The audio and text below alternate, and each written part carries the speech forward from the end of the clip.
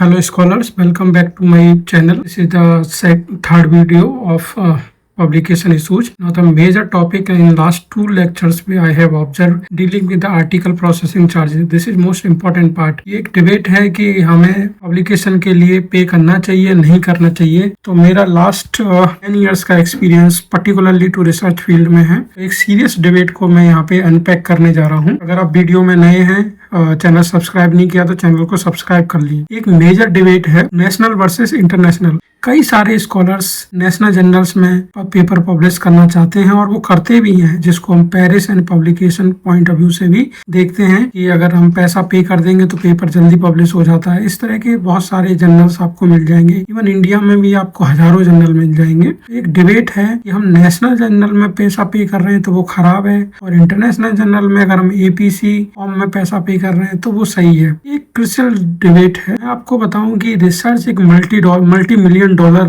Business है। Research कोई free नहीं है। आप अपना पेपर सेंड करते हो तो वहां पे भी एक रेवेन्यू मॉडल है। इंटरनेशनल जर्नल्स क्योंकि वो आउट ऑफ कंट्री यानी इंडिया से बाहर प्रोसेस हो रहे हैं, इसीलिए उनकी article processing charges US dollars में होती है। जैसे इंडिया में एक इंडिया का जर्नल है, उसकी आर्टिकल प्रोसेसिंग चार्जेस 2000 रुपए हो सकती है, INR में होगी, जबकि कोई इंटरनेशनल जर्नल है तो उसका $2000 होगी। ओके, तो सिग्निफिकेंटली डिफरेंस आ जाएगा। एक मेजर डिबेट है कि नेशनल जर्नल में अगर हम एपीसी दे रहे हैं तो वो खराब है, इंटरनेशनल में दे रहे हैं तो वो बहुत अच्छा है या मॉडरेट है। ये बहुत डिबेट है। मेरा अगर पर्सनल ओपिनियन कहें मानेंगे, मैं कहूंगा कि ऐसा जर्नल सेलेक्ट करिए जिसमें एपीसी ना देना पड़े। ये बेस्ट ऑप्शन होता है। आप ऐसा जर्नल सेलेक्ट करिए जिसमें आपको एपीसी ना देना पड़े, चाहे वो नेशनल जर्नल है या इंटरनेशनल जर्नल है। लेकिन आप चाहते हो कि top international journals Q1 category में है, इम्पैक्ट फैक्टर 8, 10, 12, 15 है, आप उस जर्नल में पब्लिश करना चाहते हो, वो आपका मोस्ट रिलेवेंट जर्नल भी है, लेकिन वो कम्प्लीटली ओपन एक्सेस है, यानी आपको विदाउट एपीसी पे किए आप उसमें पेपर पब्लिश नहीं कर सकते। रिमेम्बर, जितने भी इंटरनेशनल जर्नल्स हैं जिनका इम्पैक्ट फैक्टर 5 से ज़्यादा है, आप यकीन मानिए, मेरा जो एक्सपीरियंस है, मैंने करीब 15 पेपर पब्लिश किए हैं इस तरह के जर्नल्स में, उनका वो क्वालिटी से कंप्रोमाइज़ नहीं करते हैं। क्वालिटी से वो कभी कंप्रोमाइज़ नहीं करेंगे। उतना ही वो टाइम लेंगे, उतना ही अच्छे से उसको प्रोसेस करेंगे जितना कि वो एक सब्सक्रिप्शन बेस्ड जर्नल करता है। ठीक है, कई सारे ऐसे हाइब्रिड जर्नल्स भी हैं जो कि open access plus subscription based होते हैं, यानी एक तो ऑथर को पे करना है जिसको ओपन एक्सेस, और एक सब्सक्रिप्शन बेस्ड जिसमें कि जर्नल आपसे कोई भी एपीसी नहीं लेगा, तो वो आपको चॉइस देते हैं। तो आप कंप्लीटली ओपन एक्सेस भी चूज कर सकते हो और हाइब्रिड जर्नल्स भी चूज कर सकते हो। ओपन एक्सेस जर्नल को चूज करने का जो मेजर रीजन होता है कि अगर आपका पेपर ओपन एक्सेस है तो आपकी गूगल साइटेशन, आपकी साइटेशन बहुत तेजी से बढ़ेगी।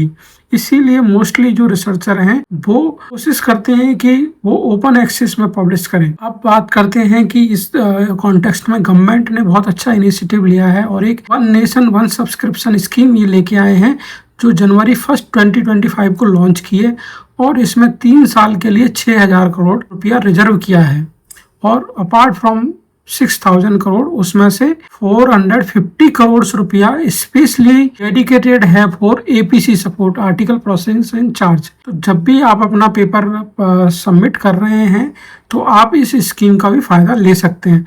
इसकी कवरेज में 13,000 प्लस फुल टेक्स्ट जर्नल्स हैं फ्रॉम 13 मेजर इंटरनेशनल पब्लिशर्स। इसमें Elsevier, Springer, Wiley, Oxford University Press, Taylor Francis, इस तरह के सारे बड़े बड़े पब्लिशर्स इसमें इन्वॉल्व हैं। और कौन कौन इस फैसिलिटी या स्कीम का बेनिफिट ले सकता है? Central state government universities and colleges including all government medical institution, central government research laboratory जैसे CSIR है, ICR है, ICMR है, DST है, DE, ये सारे इंस्टीट्यूट्स जो हैं इस फैसिलिटी का या इस स्कीम का बेनिफिट कर सकते हैं। तो जब भी आप ऐसे जर्नल में सबमिट करिए जो कि one nation one subscription scheme के अंडर कवर कर रहा है।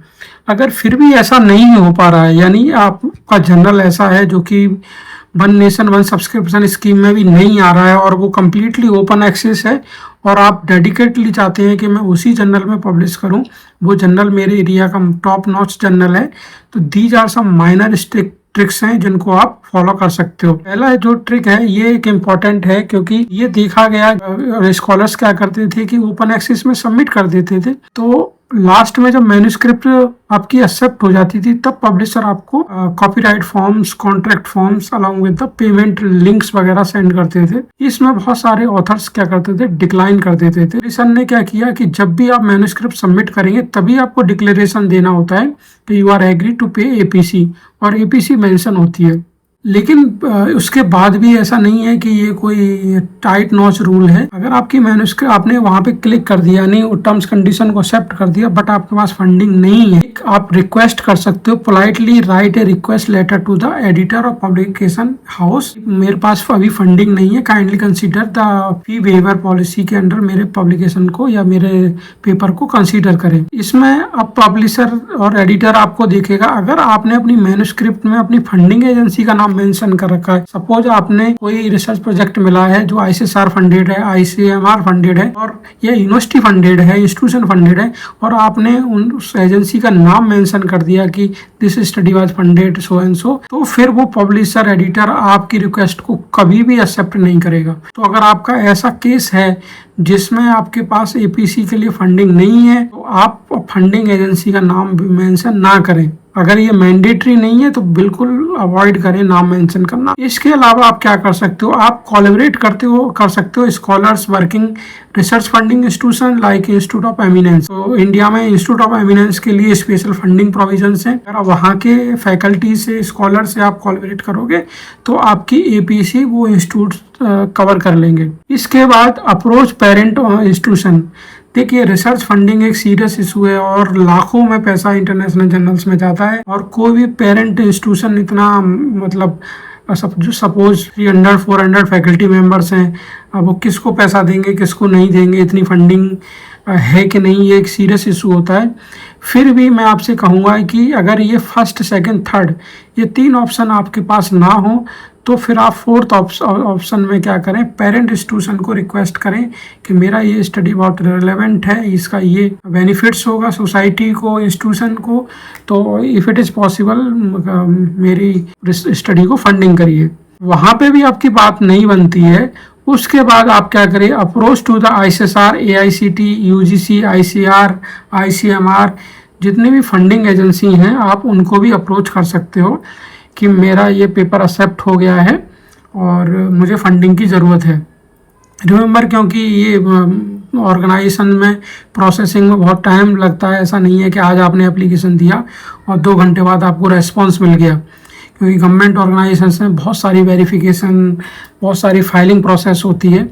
तो मेरा सजेशन है कि आपको फर्स्ट 4 ऑप्शंस हैं, आप इनको एक्सप्लोर करें। अगर आपको एपीसी पे ही करना पड़ रहा है, आप ऐसे जर्नल में सबमिट कर रहे हो जहाँ पे एपीसी मैंडेटरी है और आपको पे ही करना है। Thanks for watching, please subscribe this channel for more informative video. अगर आपको वीडियो अच्छा लग रहा है, मेरा थॉट्स अच्छे लग रहे हैं, मेरा एक्सपीरियंस जो भी मैं आप लोगों के साथ शेयर कर रहा हूँ, तो ज़्यादा से ज़्यादा मेरे चैनल को शेयर करिए, सब्सक्राइब करिए, जिससे मुझे मोटिवेशन मिले कि मैं और अच्छे से वीडियो बना सकूँ। तो ये मैं एपीसी पे मैंने कोशिश की थी कि मैं आपको एपीसी पे बता सकूं। इसके बाद मेरा नेक्स्ट वीडियो होने वाला है how to write a paper for Scopus और क्यू1 कैटेगरी जर्नल, किस तरह से आप उसमें पब्लिश करेंगे। मैं इसके ऊपर नेक्स्ट वीडियो मेरा आने वाला है 1-2 दिन में ही। Thank you.